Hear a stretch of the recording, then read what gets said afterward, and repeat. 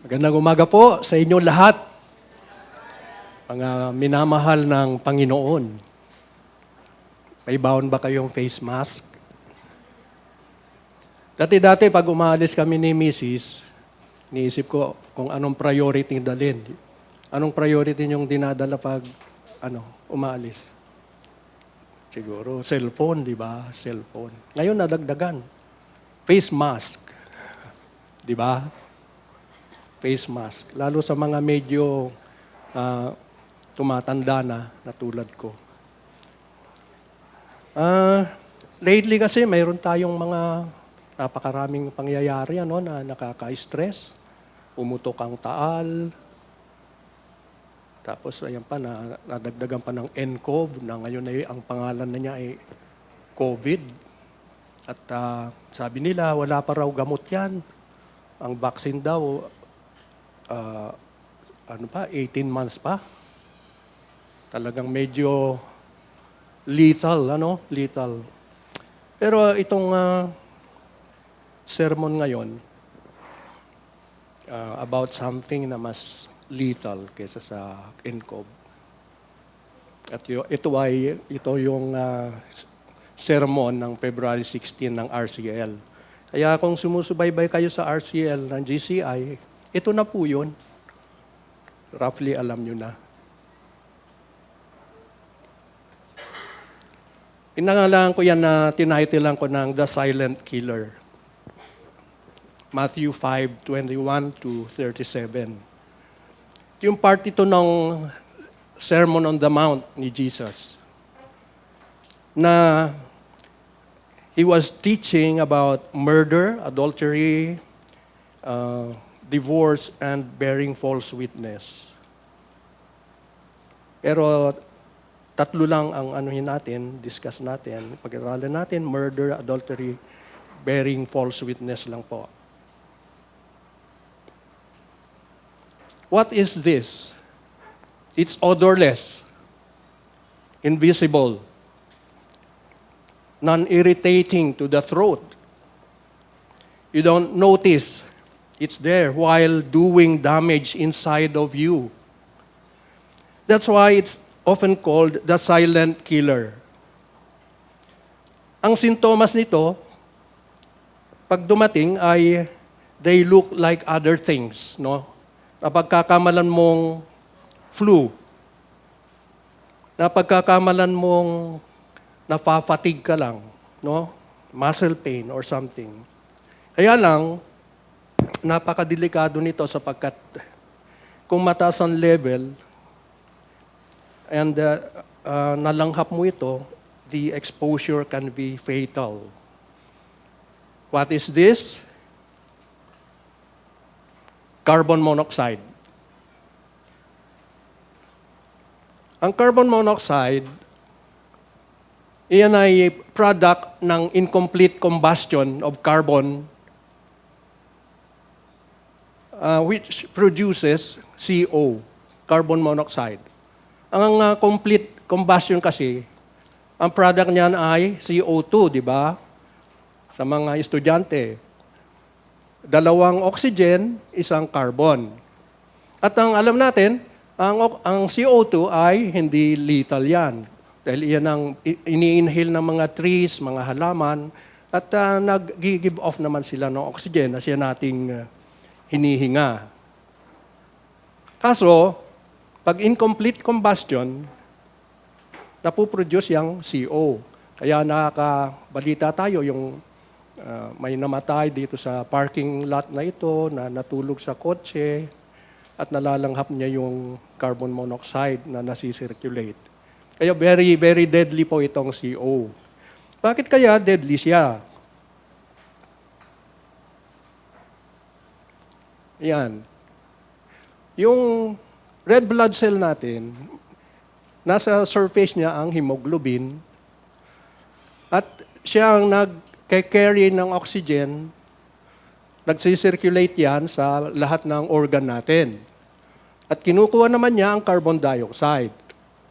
Pag nalanghap mo ang carbon monoxide, iyan ang makikipag-react doon sa hemoglobin at hindi na makakapasok ang oxygen. Kaya ang mangyayari, hindi nakakapasok ang oxygen, ang dala ng red blood cell na sinicirculate niya sa organ natin ay carbon monoxide. Kaya ang nangyayari ay yung lason ang pumapasok sa mga organ natin. The symptoms are an outward sign of a deeper poisoning inside. Carbon monoxide is so toxic because it reacts with hemoglobin in the blood and produces a stable compound that prevents oxygen from entering the body. So in the end, it's not because there's bad stuff attacking your body. It's just that the good stuff, the life-giving oxygen, can get into the body. Your body replaces the oxygen in your red blood cells with carbon monoxide. Kaya ang nangyayari ay nalalason. Nalalason yung nakakalanghap niyan. Anong ginagawa ng mga doktor? Usually, binibigyan nila ng massive air, oxygen. Ino-oxygen nila. Yan ang usually first aid. At siyempre, may mga additional medical care pa. And the symptoms are an outward sign of a deeper poisoning going on inside all of us. Pag nakalanghap tayo niyan. Carbon monoxide poisoning provides a good illustration of what Jesus was presenting in the Sermon on the Mount. Here, Jesus is sharing what the kingdom looks like. How people act when God is fully in charge. He talks about not just symptoms of sin, but the root causes, the deeper work of sin in each of us. Let's look at Jesus' most famous sermon and see what we can learn about the cure. The carbon monoxide poison of sin. It's insidious, invisible, can only be cleansed by putting the good stuff inside. Ang background po nito ay Jesus speaks to the people on a mountain. Sa Gospel ni Matthew, pinipresent niya si Jesus as the second Moses. Kaya may parallel. Moses in Mount Sinai, si Jesus sa mountain na yan. Ang kaibahan lang, ang sermon ni Jesus na yan ay minamagnify niya yung ibinigay ni Moses na 10 Commandments. There's a verse just before our passage here that helps understand details like Matthew's mountain setting and the way Jesus talks in this passage. Sabi niya, do not think that I have come to abolish the law or the prophets. I have not come to abolish or fulfill. Matthew 5, verse 17. Hindi dumating si Jesus na i-abolish ang law given by Moses na nag-work out sa Old Testament, but to complete them. Jesus never once says to disregard or cast off the law, but that He came to show us what the law was all about. Tingnan natin yung verse. Matthew 5, verse 21. You have heard that it was said to the people long ago, you shall not murder, and anyone who murders will be subject to judgment. But I tell you that anyone who is angry with brother or sister will be subject to judgment. Again, anyone who says to a brother or sister, Raka, is answerable to the court. And anyone who says, you fool, will be in danger of the fire of hell. In this passage, Jesus points out that the obvious sin, like murder and adultery, are just outward symptoms. Outward symptoms of a deeper poisoning. He tells us the symptoms aren't what needs to go, the sickness needs to be cured.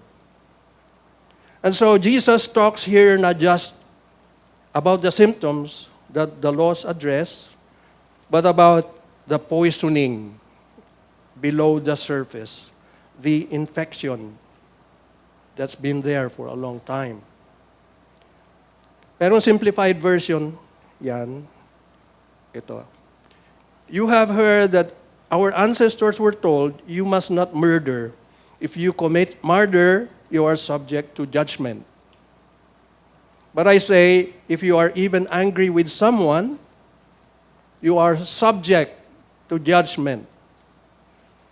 If you call someone an idiot, you are in danger of being brought before the court. And if you curse someone, you are in danger of the fires of hell. Ang bibigat, ano po? Mabibigat na salita ni Jesus yan.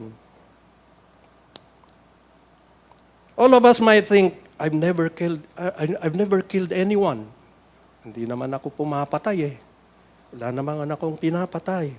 But Jesus takes us deeper to look at where murder comes from. Saan siya galing? From hate, from rage, and sin. Everyone harbored some resentments here and there. Lahat tayo.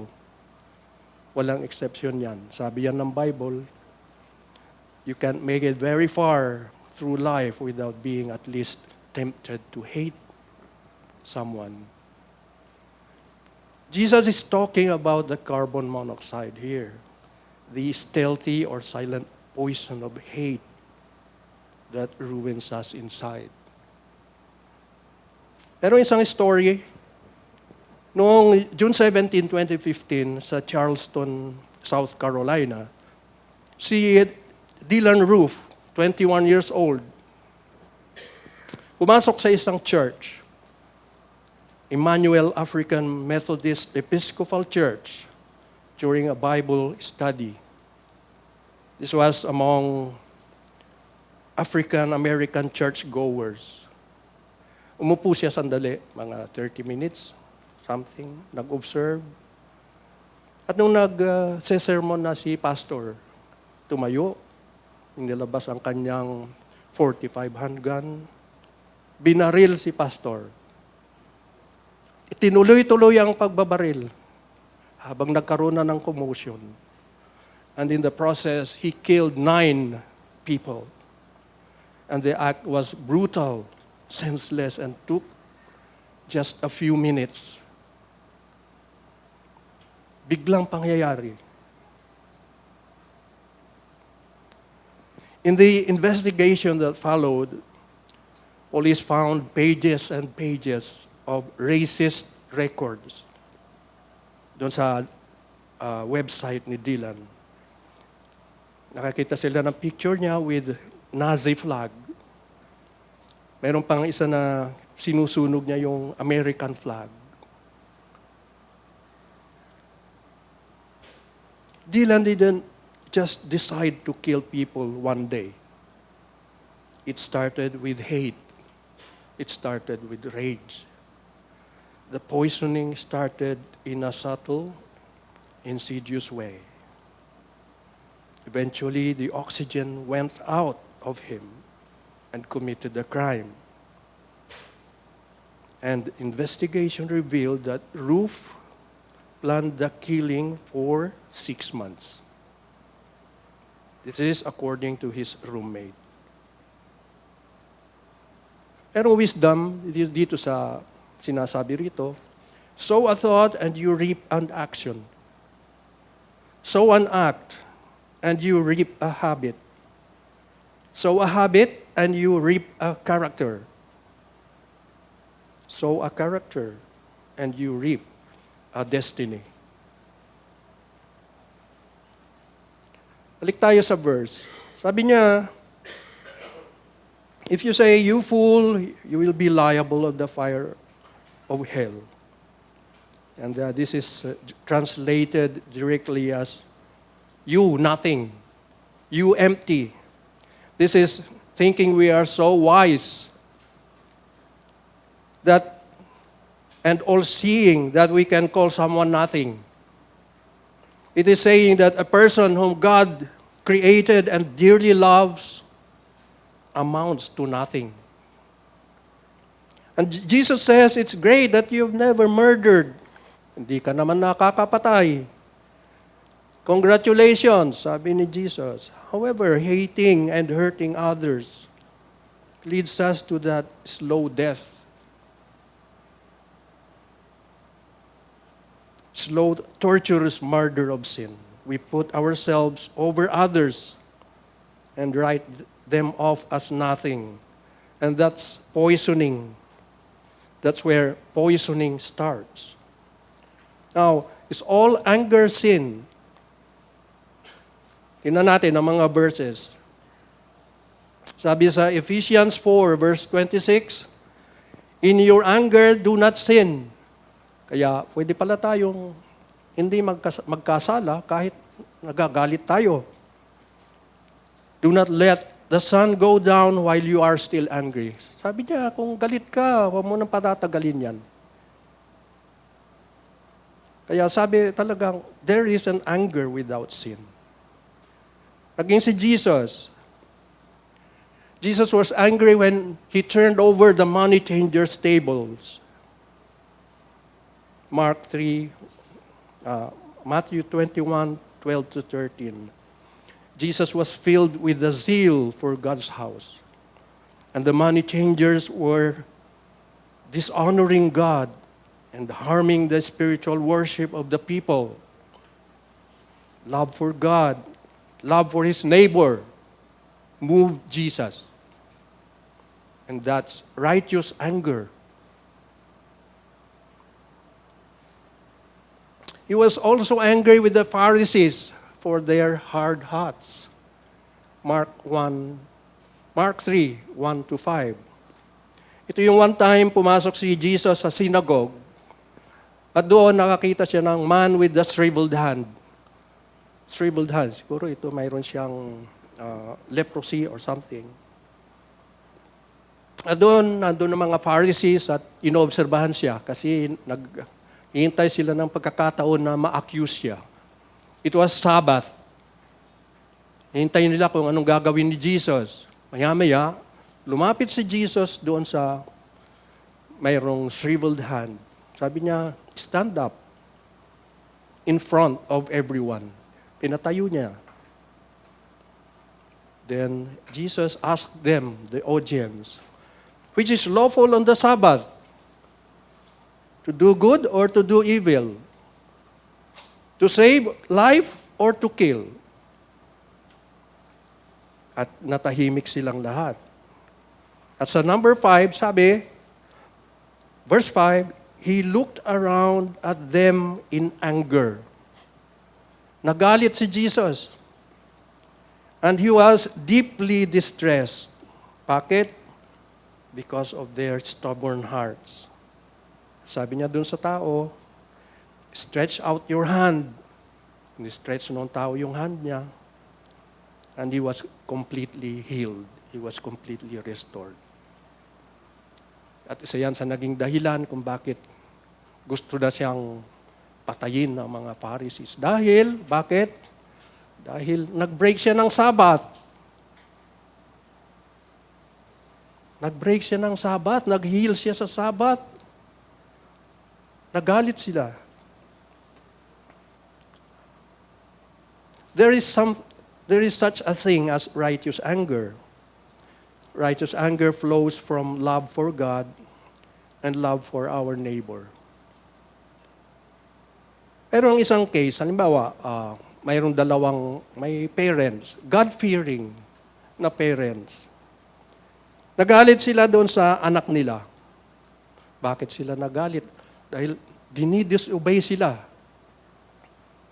Dinidisobey. Ayaw sumunod. Ano ang case na yon? Is that righteous anger or unrighteous anger? Depende. If this anger flows from love for their child that wants the best for him or her, and love for God who has placed them there as parents to raise their children in the way of the Lord, then that's righteous anger. Pero kung ang reason ng anger ay because the child's behavior cause problems for the parents, because they get embarrassed with their colleagues, nagbibigay ng problem sa family, it's somewhat selfish. It could be unrighteous anger.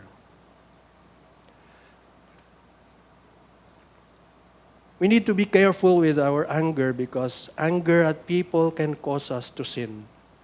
It is the root of murder. Jesus showed that although most of us may have never actually committed murder, in the letter, we are guilty of breaking the spirit of the law in any unrighteous anger.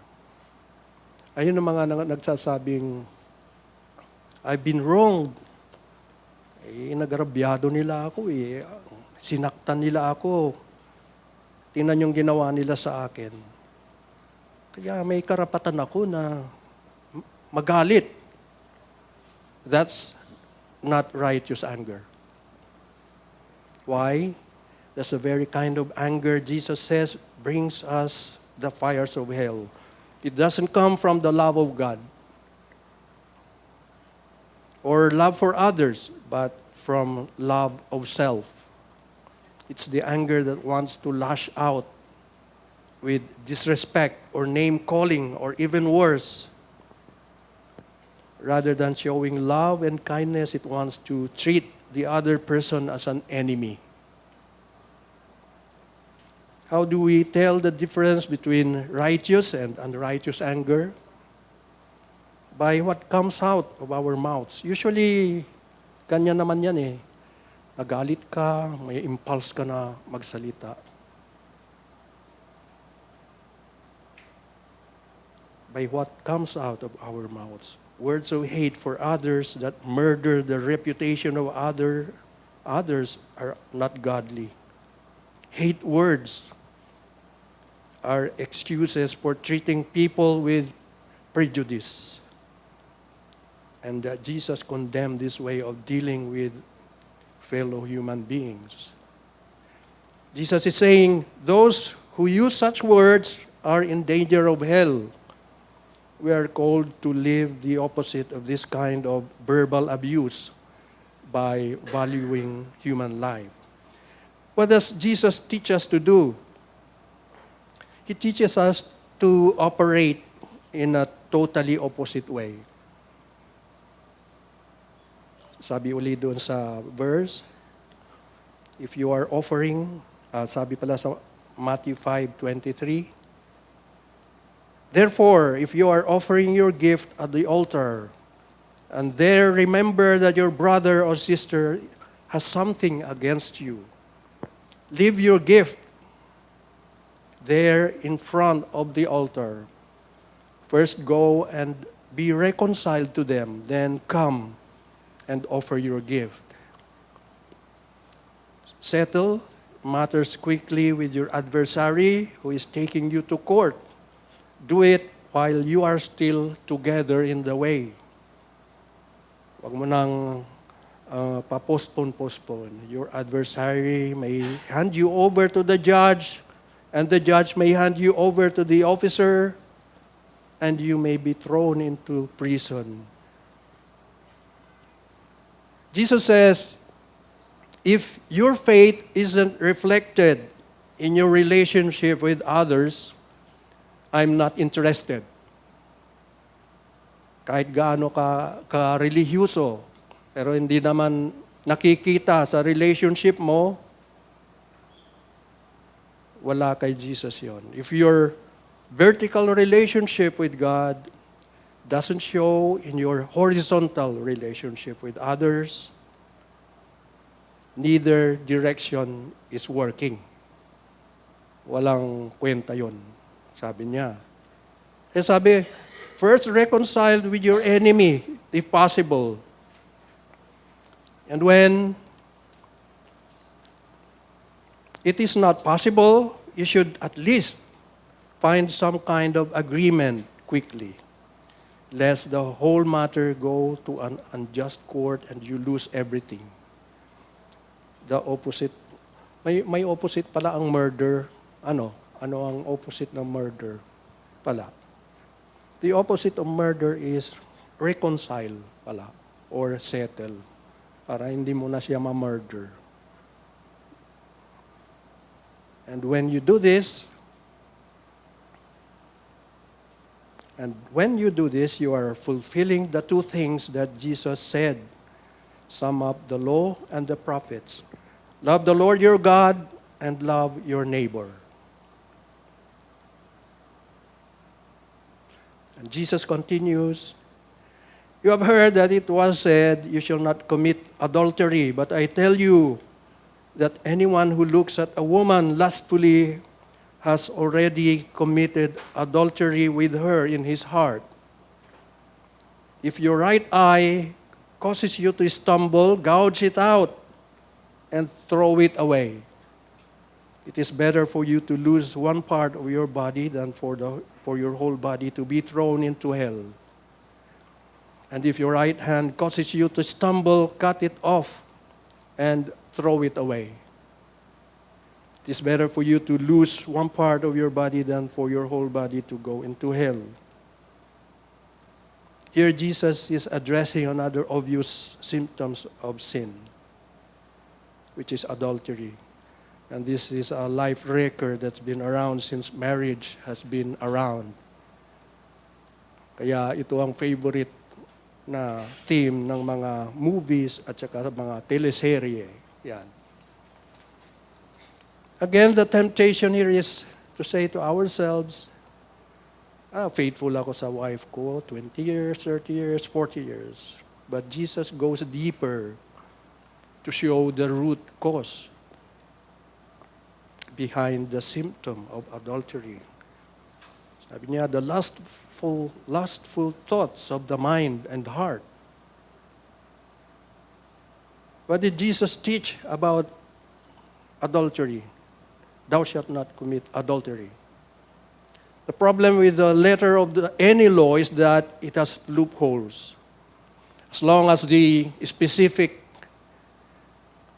forbidden act is not done and physically proven, it's hard to convict the offender. Ganyan ang law ng tao. Sa court, bakit? Nakita mo ba mismo? Pag hindi mo ma-prove yun, wala.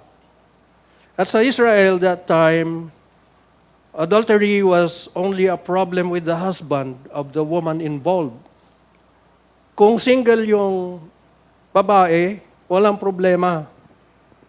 Kung unmarried yung woman. But if she is married, there is a problem because he will face the husband. Essentially, she was property of the husband. Ganon sa Israel. And so, it was a matter of the offended husband's honor.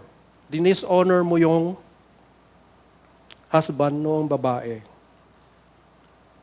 Kaya, in-address yan ni Jesus using the principle of a lustful look. As anger can lead to murder, lust can lead to adultery. Both begin in our hearts. Jesus challenged us to see the thought as essentially the same as the act. Jesus said, as with murder, there's a positive alternative. Sa murder, sabi niya, reconcile. Yan ang sabi ni Jesus. Para mawala yung problema mo. Reconcile ka na. Sabi niya sa adultery, medyo nakakasyak. Kasi sabi niya,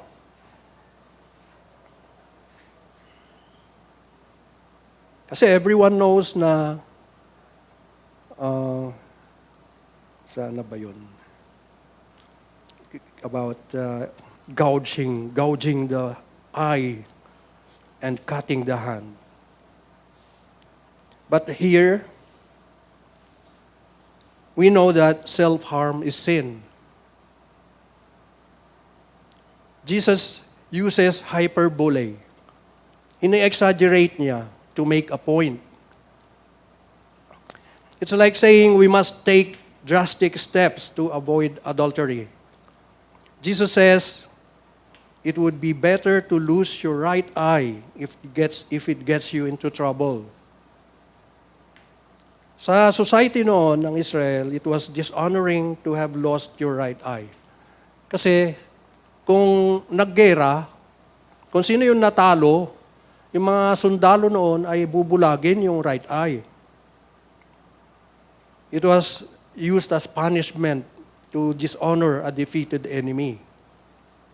And Jesus says your relationship with God and others matter more than your honor. Kaya it's better for you to be disgraced and embarrassed than to lose that. Here Jesus stressing, we see Jesus stressing the same point he made earlier regarding murder. As murder isn't just the act itself, but the heart condition as well. So it is with adultery. There's the letter of the law, and there's the spirit of the law. There's literal statement, and there's the broader context. Jesus highlights that the act by itself isn't the only sin, but also what takes place before the act that is of great concern also. And Jesus' listeners would think that as long as I don't act on my desires, it's okay. But Jesus is saying when you've already acted on your desires in your heart, that's not okay. We can control what pops in our mind, but we can control whether or not to entertain it. When a lustful thought happens, we have to choose to dismiss it or entertain it. If we entertain it, we have a problem. Before it's an act, it's a thought. It's a thought. Before an affair happens, you have the desire of the heart at work.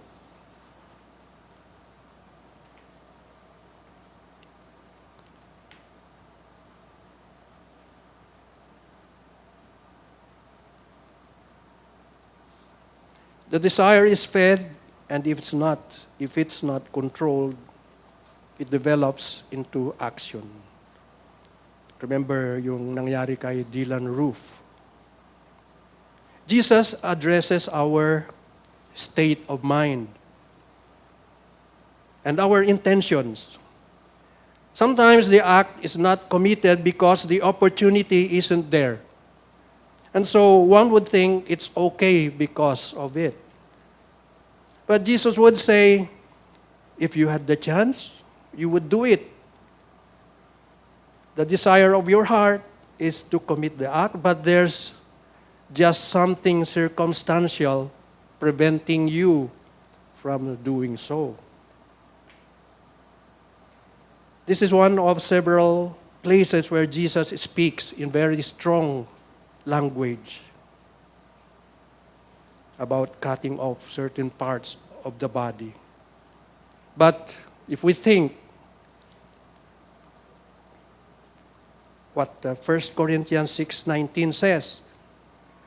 The body of the Christian is the temple of the Holy Spirit. Hindi pwedeng mangyari yon, di po ba? So this can only be understood metaphorically. It's an exaggeration. Put simply, sinasabi ni Jesus, plucking out the eye means don't look. Cutting off the hand means don't act upon the temptation.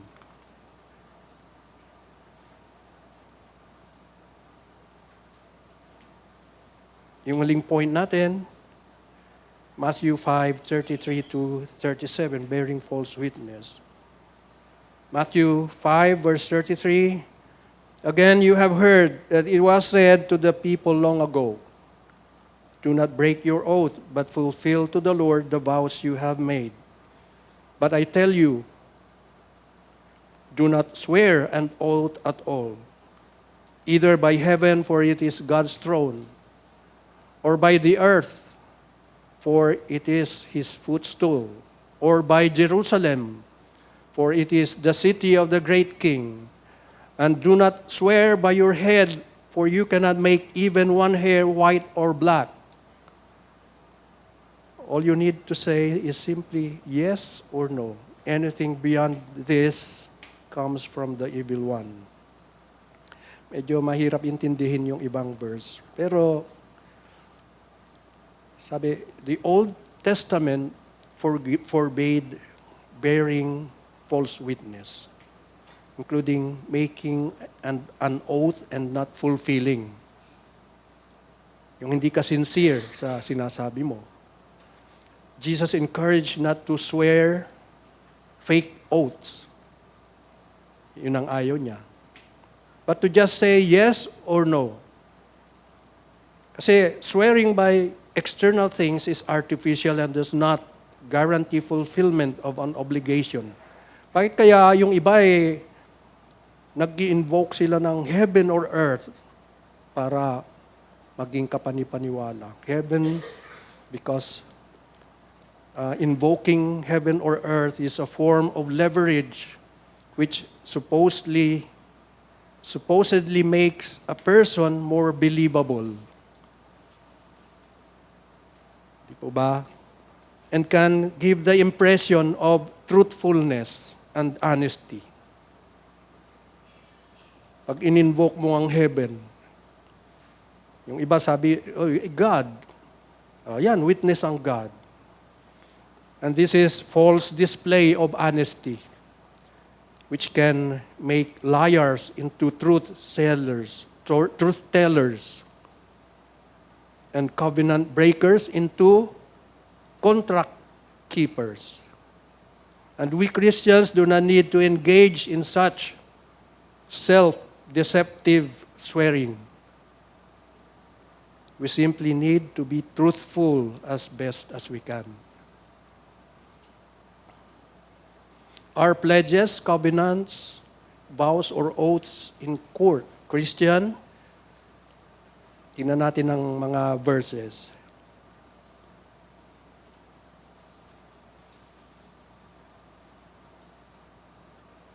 Sabi sa Hebrews 6:17, because God wanted to make the unchanging nature of His purpose very clear to the heirs of what was promised, He confirmed it with an oath.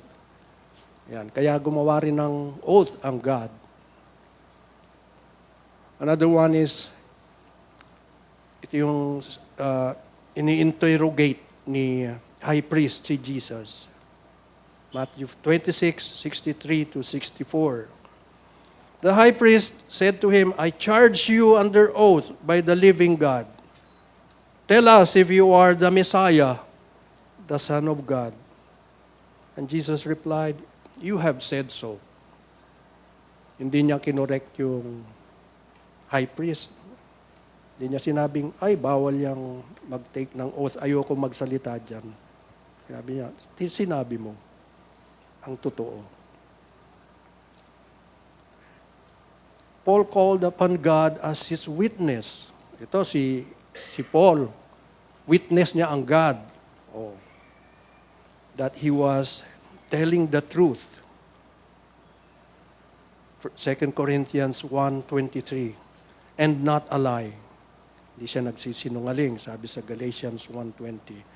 Jesus did not condemn sincere oaths, but deceitful and deceptive ones. Rather than making oaths to cover up perjury or insincerity, simply answer yes or no.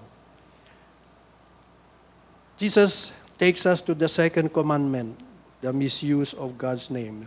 Thou shalt not take the name of the Lord thy God in vain. Using God's name in deceptive and truthful oaths.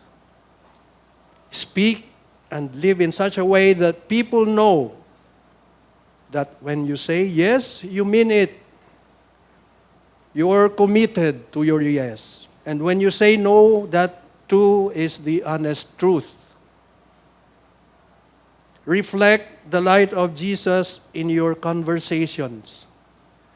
And when people know that you are a woman or man of your word, that your yes is yes and your no is no, how much more are they to take you at your word when you tell them about Jesus,